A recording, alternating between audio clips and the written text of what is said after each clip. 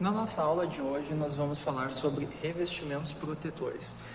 Antes de nós falarmos sobre revestimentos protetores, nós precisamos falar um pouquinho sobre limpeza e preparo de superfície, certo? Porque para nós aplicarmos um revestimento protetor, a gente precisa que a superfície esteja completamente limpa para existir uma boa aderência daquele revestimento na superfície e ele não descamar, não soltar, né, quando ele for ser utilizado. Inicialmente a gente começa classificando as impurezas, então elas podem ser de alguns tipos, especialmente, né, as oleosas, então são óleos, né, em geral, óleos graxos, óleos minerais, eles são provenientes normalmente dos processos que antecedem, do processo de fabricação que antecede, né, a parte de revestimentos, então chapas laminadas, elas vêm, né, ainda com aquele óleo da laminação, que também naquele caso tem uma função de ser um inibidor de corrosão, ele dá uma atrasada na corrosão daquele aço, certo? A gente tem as semissólidas, que são graxas em geral, certo? Então graxas, parafinas e tal, também é um tipo de impureza. As sólidas, então as sólidas são produtos de restos de polimento, coisas carbonizadas em cima, certo? E óxidos, certo? Então óxidos são normalmente provenientes de caepas ou da própria exposição daquele material ao tempo, né? E aí os métodos de limpeza, vamos começar falando o primeiro deles de detergência. Detergência, basicamente, ela é o mesmo detergente, aquele que nós usamos na cozinha, certo? Só que ele é um pouco mais, digamos, forte, né? Então, se nós fizermos um esquema, e ele é, né, utilizado para remover partículas orgânicas, certo? Sujeiras orgânicas. Vamos fazer um desenho de uma superfície suja aqui. Então, temos uma superfície e aqui nós temos uma sujeira orgânica, certo? O detergente, ele normalmente é composto de uma parte polar e uma parte apolar. A parte polar nós vamos fazer como sendo essa cabeça, enfim, redonda, e a parte apolar vai ser essa cauda. O que acontece? A sujeira orgânica, ela é apolar, então essa cauda orgânica vai se aderir nessa sujeira e a parte polar, ela é solúvel em água. Então vai acontecer, várias moléculas desse detergente vão se ligar nessa sujeira, certo? E isso vai começar a gerar uma força para extrair ela. E aí, quando tiver suficientes moléculas de detergente aderidas a essa sujeira, ela vai ser removida da superfície e vai entrar em solução, ok? Isso daqui é o mecanismo de atuação, né, de um detergente. A gente ainda tem o que a gente chama de desengraxe alcalino. Qual que é a diferença? No desengraxe alcalino, o que acontece é que nós adicionamos uma base forte, tá? Então normalmente aí, né, NaOH, e aí o NaOH ele vai reagir com a sujeira orgânica, né, então, formando um sabão, certo? O que vai acontecer? A sujeira orgânica, ela tem uma estrutura parecida com essa, então são cadeias, né, apolares. O NaOH, ele vai reagir com essa cadeia, né, e vai esse cátion, ele vai se ligar numa dessas pontas aqui, certo? Formando o que nós chamamos de um detergente catiônico. E aí esse detergente catiônico, ele é solúvel em água, então ele vai se solubilizar dentro da água, ok? Continuando, nós temos ainda agora outro método de limpeza, que é o que nós chamamos de solubilização, certo? Na solubilização, nós utilizamos solventes orgânicos, tá? Então são normalmente álcools, acetonas e outros produtos orgânicos, normalmente apolares, que solubilizam essas mesmas sujeiras orgânicas. Qual que é a diferença? Normalmente, quando a gente utiliza esses caras aqui, a gente não deixa um caráter hidrofóbico na superfície, nós deixamos um caráter hidrofílico.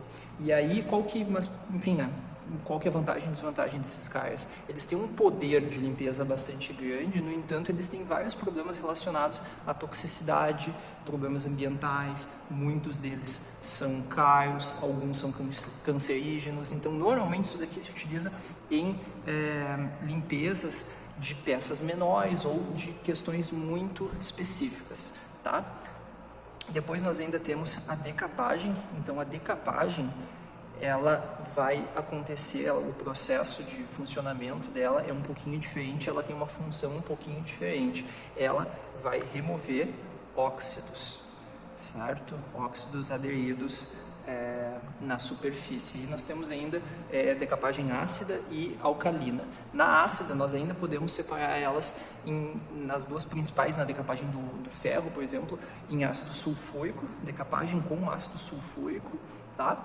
Ele é utilizado normalmente numa proporção de 5 a 25% em temperaturas razoavelmente aquecidas, na casa dos 60 a 80 graus Celsius, e ele é um cara que não produz muitos vapores, tá? Como é que funciona? Qual que é o mecanismo de atuação da decapagem por ácido sulfúrico? Então vamos pensar que a gente tem uma chapa laminada, tá? E aí essa chapa laminada, ela vem com uma camada de caepa, tá? Então que é um óxido formado normalmente em alta temperatura, proveniente do processo de laminação. O ácido sulfúrico, ele vai penetrar por essa camada, ela normalmente é porosa, tá? Até o substrato e vai reagir, né, com o ferro, formando sulfato ferroso. Então vai formar esse cara aqui, FeSO4 mais hidrogênio, gás hidrogênio, certo? Aqui dentro. Então o que vai acontecer? Vai fraturar essa caepa aqui, certo? Isso vai começar a acontecer em todas as regiões. Então, por efeito mecânico, né, por trincamento dessa caepa, ela vai sendo removida e formando esse sulfato ferroso, que ele vai se espalhando dentro da solução, tá? Normalmente ele vai aumentando a concentração dentro da solução, e em um dado momento nós precisamos limpar ele, certo? Então a gente precisa esfriar o banho, esse cara aqui cristaliza, raspa tudo fora e começa de novo. Agora, a decapagem por ácido clorídrico, ela tem então esse cara aqui, sulfúrico, é efeito mecânico, tá? Efeito mecânico. O ácido clorídrico, ele vai ter um efeito de dissolver, certo? Então ele vai dissolver o óxido, então é uma diferença. Então a reação, né? Então vamos pegar um óxido simples, uma wustita aqui, certo? Mais ácido clorídrico, o que vai acontecer é que nós vamos formar um sal de ferro, um sal à base de cloreto, mais água. Esse cara aqui, ele é solúvel em água, e aí ele vai se misturar dentro da solução e esse óxido aqui, né, ele vai ser liberado. Normalmente a gente tem acabamento superficial melhor aqui, certo? Porque esse cara aqui, ele é mais solúvel em solução do que esse aqui. Só que a gente tem que usar isso aqui em temperatura ambiente, porque libera muito gás hidrogênio. O ácido clorídrico em si, ele já é um ácido que a forma natural dele é gasosa. Então nós solubilizamos ele em água até no máximo 36%, porque depois disso ele começa a evaporar muito. Então ele libera muitos gases que não são bons para a nossa saúde. A decapagem alcalina, ela é utilizada especialmente em metais anfóteros, tá? Então, a decapagem alcalina em metais anfóteros. O que são metais anfóteros? Alumínio, zinco, estanho, chumbo, e eles são metais que o óxido, ele é solúvel tanto em ácidos quanto em bases. Então, quando nós colocamos uma base forte, né, nesses caras aqui, nós vamos ser capazes de remover esses óxidos através de uma base. Nós também conseguimos fazer decapagem alcalina do ferro, só que aí nós precisamos adicionar alguns ácidos fracos para ajudar a solubilizar e aí depois a base fazer o papel dela de remover esses óxidos. A vantagem, no caso do ferro, quando nós fazemos isso, é que a gente já tem o poder de desengraxe junto, né? Então, a decapagem ela não tira produto orgânico, então ela não limpa óleos. Então, normalmente a gente tem que passar por um processo de desengraxe para depois uma decapagem. Nesse caso aqui, nós não precisaríamos passar pelos dois processos, mas é um processo mais lento. Ainda temos o que nós chamamos de decapagem eletrolítica. A decapagem eletrolítica é nós conectarmos a peça que a gente quer limpar num eletrodo e polarizar esse cara. E aí nós temos duas decapagens eletrolíticas. Nós temos a decapagem eletrolítica catódica e anódica. Nós vamos fazer aqui um esquema. Então, vamos pensar que aqui nós temos uma fonte. Nós conectamos esses caras a uma fonte e aqui nós temos uma solução de decapagem. Se nós desconectarmos a nossa peça aqui, esse cara aqui, o azul, se nós conectarmos esse cara aqui no cátodo e aplicarmos, né, uma diferença de potencial, o que vai acontecer? Se nós aplicarmos uma diferença de potencial bem grande, nós vamos chegar na região de redução de gás hidrogênio, tá? E aí vai começar a evoluir bolhas de gás hidrogênio. E aí, se esse cara tiver qualquer tipo de sujidade, né, seja orgânica, inorgânica, por arraste mesmo, né, esse gás hidrogênio ele vai liberar essas sujidades. Qual que é o problema? Materiais que sofrem fragilização por hidrogênio podem ter problemas, porque o hidrogênio está sendo formado na superfície do metal e, né, ele pode eventualmente difundir para dentro, acabar fragilizando. Nós ainda temos a decapagem aniônica, enfim, anódica, que é quando nós transformamos esse cara aqui no ânodo, certo? Quando nós transformamos esse cara no ânodo, nós aplicamos novamente, né, uma diferença de potencial, só que daí, lá no diagrama de Pourbier, a gente vai ver que se nós aplicarmos um potencial bem anódico, nós vamos chegar na região de formação de gás oxigênio. E aí o gás oxigênio vai, né, evoluir, ele vai ser formado, vai expulsar também todas as sujidades por arraste, certo? O que acontece? Normalmente nós usamos esse tipo de combinação aqui, esse tipo de limpeza, a gente usa eles combinados. Então a gente faz 1 minuto decapagem catódica, 1 minuto anódica, certo? Para a gente não ter nenhum dos malefícios de cada um desses caras aqui. Então, porque a decapagem anódica pode corroer o material, né? Então também não é muito interessante. Por fim, nós ainda temos uma uma limpeza mecânica, que é aquela limpeza por esfregamento, devido a escovas de aço ou martelos de impacto, shot pinning, né, jatos de areia, que são por ação mecânica, por abrasão de alguma partícula na superfície, a gente arrasta, né, arranca fora todas as sujidades junto. Tem vantagens e desvantagens, né? Então não é muito bom a gente fazer esse tipo de, por exemplo, jato de areia, não é muito interessante nós fazermos em chapas muito finas, porque o jato de areia ele pode eventualmente furar a chapa fina. Normalmente a gente impõe tensões compressivas na superfície, que normalmente não chega a ser algo ruim, né, quando a gente faz esses shot pinnings, mas é algo a ser considerado. Agora vamos entrar efetivamente nos revestimentos protetores. Então, quais são as funções principais de um revestimento protetor?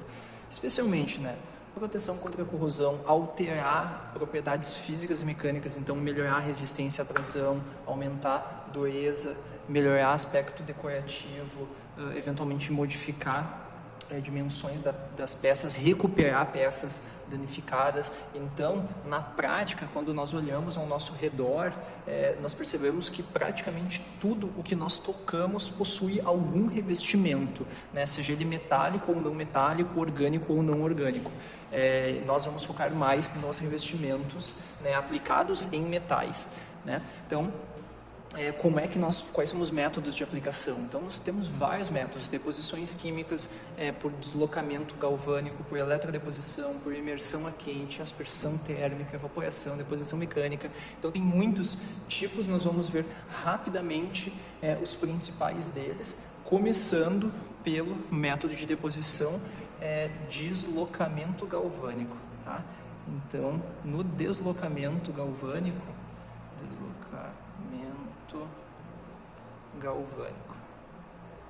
acontece o seguinte: vamos pensar que nós temos uma superfície de ferro e nós temos uma solução contendo íons de cobre.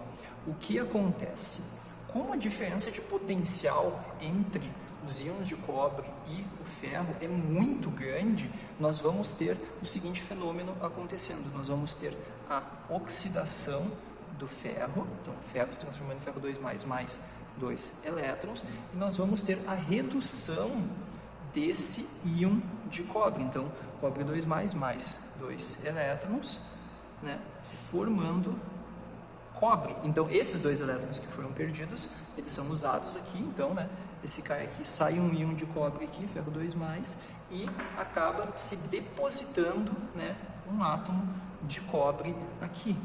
Então, isso daqui, esse método de deposição, normalmente ele não produz filmes nem muito aderentes, nem muito bonitos, mas ele é um método utilizado para recuperação de cobre. Então, se nós tivermos uma solução que contenha sulfato de cobre, por exemplo, mergulharmos uma barra de ferro, o cobre vai espontaneamente se depositar sobre o ferro. Existem vários pais galvânicos que isso daqui teoricamente são possíveis, mas às vezes questões cinéticas impedem, ou seja, o processo é tão lento que acaba não acontecendo, né? E eventualmente também acontece que esses íons aqui eles estão complexados e aí eventualmente também não vai acontecer essa deposição de forma espontânea. Agora, na deposição química ou eletroless, a gente tem um exemplo bastante clássico, que é o níquel químico. O que é o níquel químico? Como é que funciona essa deposição química? Ela é uma deposição que ela acontece em função de uma reação que acontece entre 2 componentes da solução. Então, nós temos uma solução que contém íons de níquel, tá?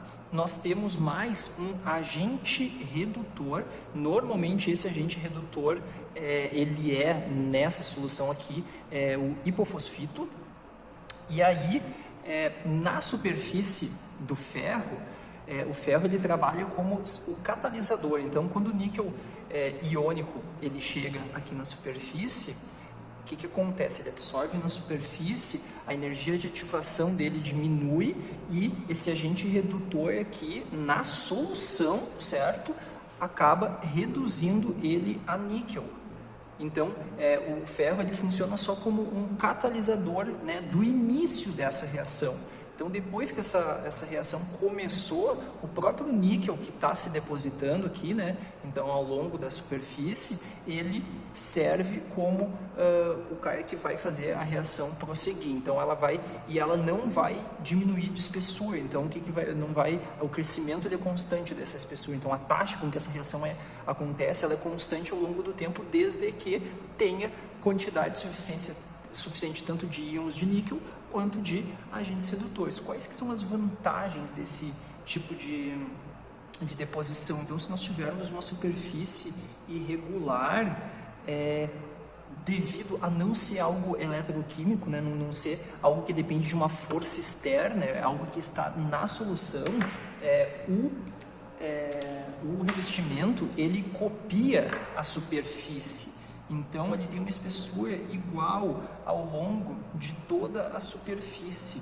Então, isso daqui é muito interessante para depósitos de superfícies irregulares, né? Então, a gente não tem efeitos de borda, que, por exemplo, em eletrodeposições, nós temos efeitos de borda. O que são efeitos de borda? Nós temos um aumento da espessura perto dos cantos. Então, o nosso depósito ficaria assim, certo? Então a espessura ela não é homogênea, né? Nesses casos, e no caso do níquel químico acaba acontecendo esse tipo de situação. Agora vamos falar sobre imersão a quente. No processo de imersão a quente, nós formamos uma camada de um metal através da submersão de normalmente uma barra de aço num banho de metal líquido, certo? Esse metal ele pode ser zinco, pode ser alumínio, pode ser estanho, pode ser chumbo. Então, qual que é uma necessidade nesse tipo de processo? É que a temperatura de fusão do banho seja muito, a temperatura de fusão desse revestimento, né, desse metal desse revestimento seja muito menor do que a do metal que nós estamos mergulhando lá. Então, senão, quando a gente mergulhar o metal, os dois vão fundir e a gente não vai ter, a gente não vai sobrar peça nenhuma, né? Então, no caso do zinco, a gente utiliza normalmente uma temperatura de 450 graus, então o zinco ele já está fundido, né? E aí, quando nós mergulhamos, acontece um processo, né, de molhamento e tal, e como a temperatura é alta, acontece um processo de difusão, então o zinco ele tende a difundir para dentro do ferro e ele vai formar uma liga com o ferro, e depois quando nós retirarmos essa barra de ferro, esse zinco, o excesso vai escorrer, ele vai solidificar e nós vamos ter a formação da camada protetora. Então, essa camada é uma camada de sacrifício, né? Então o zinco ele se comporta como ânodo nesse caso, e essa camada, ela normalmente ela vai ter algumas fases específicas, certo? Nós vamos ter uma fase gama, que é uma fase bem fina, que é a fase que fica mais perto do substrato, né, de ferro. Ela tem 75% de zinco e o resto é aço. Depois nós temos uma fase delta, já um pouco mais espessa, e aí na fase delta nós vamos ter 90% de zinco. Depois da fase delta nós temos a fase zeta, que vai possuir 94% de zinco, e por fim nós temos a camada eta, que é uma camada de zinco puro, certo? Então aqui nós temos 100% de zinco. Normalmente nós queremos fazer o quê? Nós queremos diminuir todas e aumentar a eta, certo? A eta é a camada que nós normalmente queremos que tenha a maior espessura. Normalmente nós queremos que a fase gama, que é essa primeira aqui, ela é a mais dura. Então nós normalmente queremos que ela seja a menor possível. O que afeta, né, essas coisas todas? Então vamos lá. O tempo de imersão afeta. Então quanto maior for esse tempo, maior é a difusão. Então maior eventualmente vai ser todas essas outras camadas aqui, que é o que nós não queremos. O tempo de retirada também influencia muito. Então, no tempo de retirada da peça, o que acontece? Quanto mais rápido nós tiramos, normalmente vai ter uma espessura maior. Por quê? Na verdade, por um efeito de capilaridade. Então, se nós olharmos em zoom, né? Então, nós temos uma barra aqui de ferro, e nós olharmos em zoom o local onde acontece o molhamento, nós vamos ter uma região assim, certo? Esse cara aqui, isso aqui é devido à tensão superficial, tá? E aí, se nós tirarmos isso daqui muito rápido, não dá tempo do zinco escorrer, porque ele vem junto devido a essa tensão superficial. E aí a camada vai acabar ficando mais espessa. Tá? Isso daí vai favorecer, eventualmente, né, a formação dessa camada eta, mas também pode ter um problema, que é um excesso de zinco, e aí ele vai escorrer, certo? E aí quando ele escorrer, vai acontecer uma diferença de espessura entre a parte superior da peça e a parte inferior da peça. Outra coisa que acaba influenciando é a taxa de resfriamento, o tempo de resfriamento. Então, quanto mais rápido nós resfriarmos, mais rápido nós paramos a difusão. Então, maior são as chances de nós termos uma maior proporção de fase eta e uma menor quantidade dessas outras fases todas, que é o que nós queremos.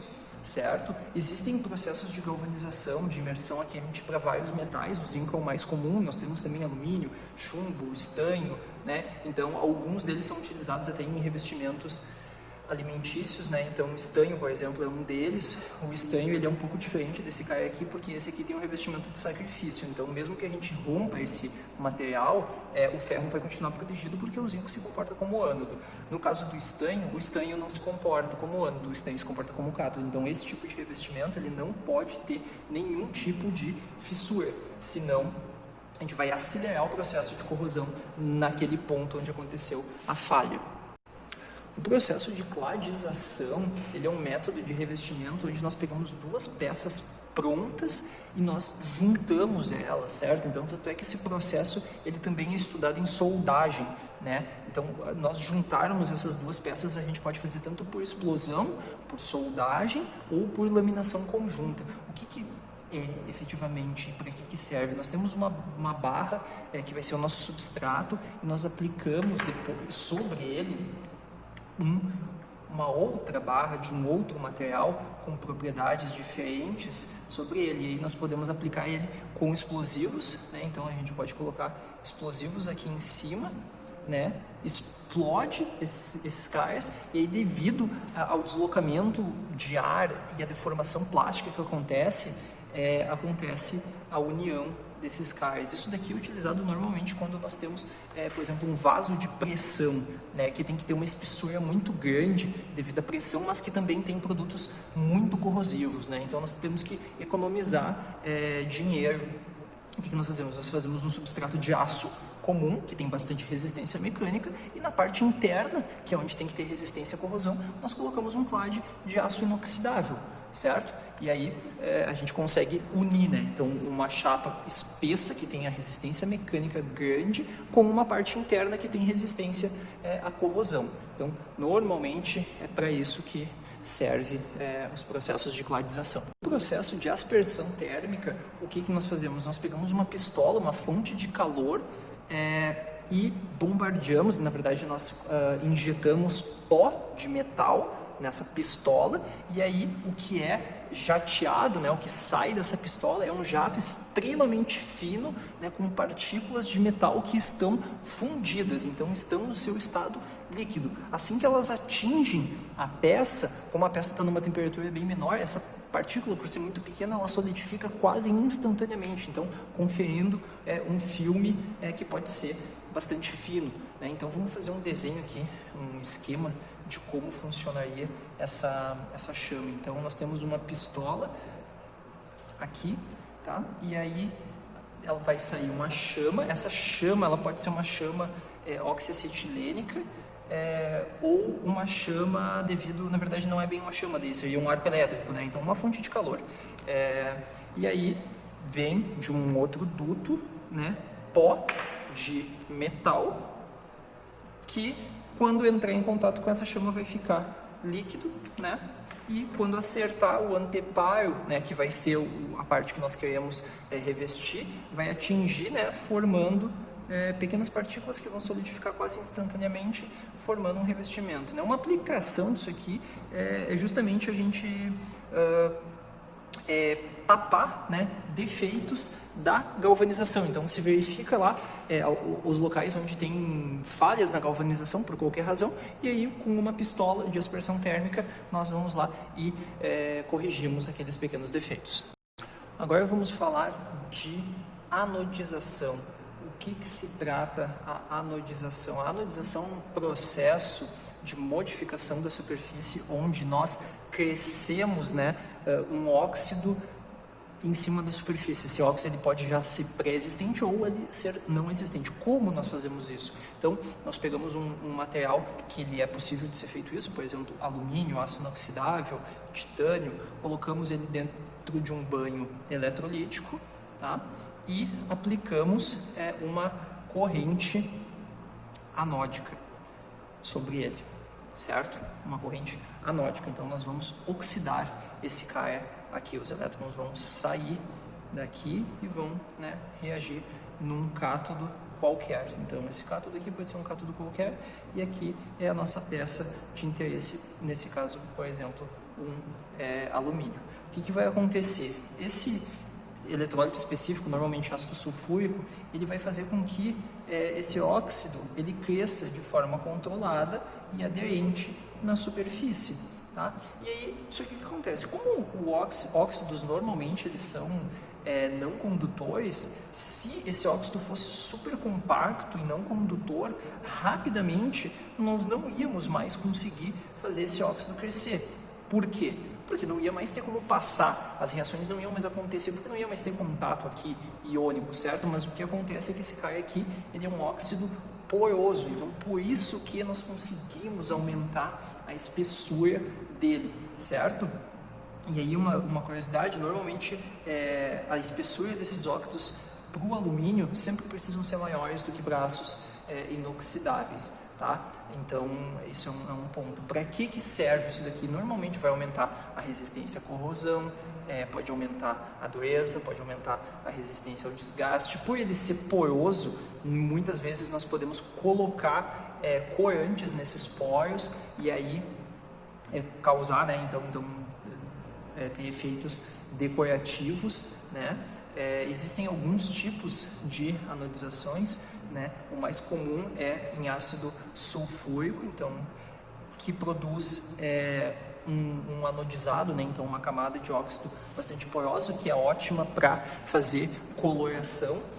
Se nós usarmos temperaturas mais baixas e concentrações um pouquinho diferentes, nós geramos o que nós chamamos de anodização dura, que é utilizada para revestimentos onde a gente tem que ter maior resistência ao desgaste e tudo mais. Nós podemos mudar o tipo de ácido, então nós podemos usar ácido oxálico, ácido crômico, que vão gerar revestimentos com propriedades e características diferentes. Então ácido crômico e oxálico, eles geram um revestimento macio. Então, esse revestimento macio, ele é muito útil para aplicações aeronáuticas, então em dispositivos de fixação aeronáuticos. Então, se a gente tiver, né, uma chapa aqui de um avião, né, e ela precisa ser rebitada em outra chapa desse avião, e esse avião vai voar, ele vai vibrar. Então, se nós tivermos uma camada desse óxido, tanto aqui quanto aqui, e nós passarmos o rebite, toda essa região ali, como ela vai estar sustentada por um óxido que ele é macio, toda essa região ela vai conseguir absorver muito melhor a vibração, então vai causar menos problemas de fissuração, trincas e tudo mais, tá? Só que, comentei antes, né, esse óxido ele é poroso. Se ele é poroso, o eletrólito acessa ele. Eventualmente, se ele acessar, ele pode corroer o alumínio. Então, nós fazemos, né, o que nós chamamos de selagem. Então, o óxido em si, ele tem uma estrutura, né, se fizermos uma vista lateral desse cara, ele teria uma estrutura mais ou menos desta forma, tá? E aí, esse processo de selagem, ele é feito como? Nós colocamos água aquecida, certo? Então, nós mergulhamos a peça em água fervente, vai acontecer a formação de um óxido hidratado, tá? Sobre essa superfície, justamente nessa região aqui, né? Então, na ponta desses óxidos. E o que acontece?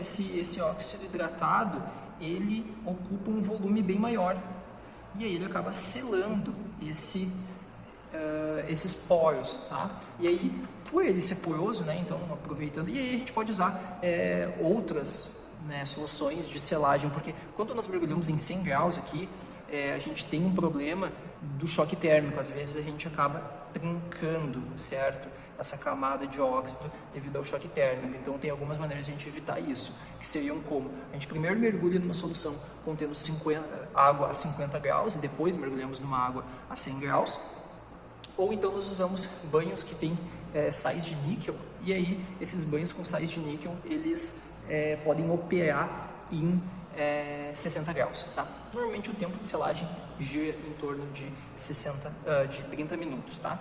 E aí falando um pouquinho sobre a colorimento, né? Então a pintura, existem dois tipos de colorimento, que são colorimentos orgânicos, tá? Então são tintas, né? Tingimentos orgânicos, só que normalmente esses colorimentos orgânicos, eles são sensíveis à radiação ultravioleta, então aquela radiação que vem do sol, e eles são superficiais, então eles, quando nós tingimos, eles acessam, né, eles conseguem acessar essa região aqui do óxido, do poro do óxido, tá? Então a gente tem essa situação aqui, e aí com a incidência solar, né, com o tempo eles vão degradando, e esse revestimento, né, esse material, ele vai perdendo aquela cor, vai desbotando, né? E nós também temos revestimentos inorgânicos, então, que são inorgânicos seriam, normalmente a gente faz por deposição, então a gente pega uma deposição a partir de algum sal metálico, então por exemplo um sal de cobre, e aí esse depósito ele fica no fundo do poro, e normalmente esse depósito no fundo do poro ele não sofre efeitos da radiação ultravioleta, então ele não vai degradar. Qual que é a grande questão aqui? Esses dois, qualquer um dos dois, ele precisa ser feito antes da selagem, porque se ele for feito depois, o poro já está fechado, né, devido a esse óxido hidratado, não vai pegar colorimento nenhum, tá? O que dá para fazer também é uma combinação, a gente faz um revestimento através de um colorimento inorgânico, através da deposição, né, de algum sal, de algum metal, para dar cor, depois ainda nós fazemos um colorimento orgânico e aí depois nós selamos esse cara. Alguns processos de selagem, eles causam problemas justamente nesses orgânicos aqui de lixiviação, ou seja, acaba dissolvendo essa tinta aqui, né, esse pigmento. Então, dependendo da situação, a gente tem que ou diminuir a temperatura, ou diminuir o tempo para a gente evitar esse tipo de problema.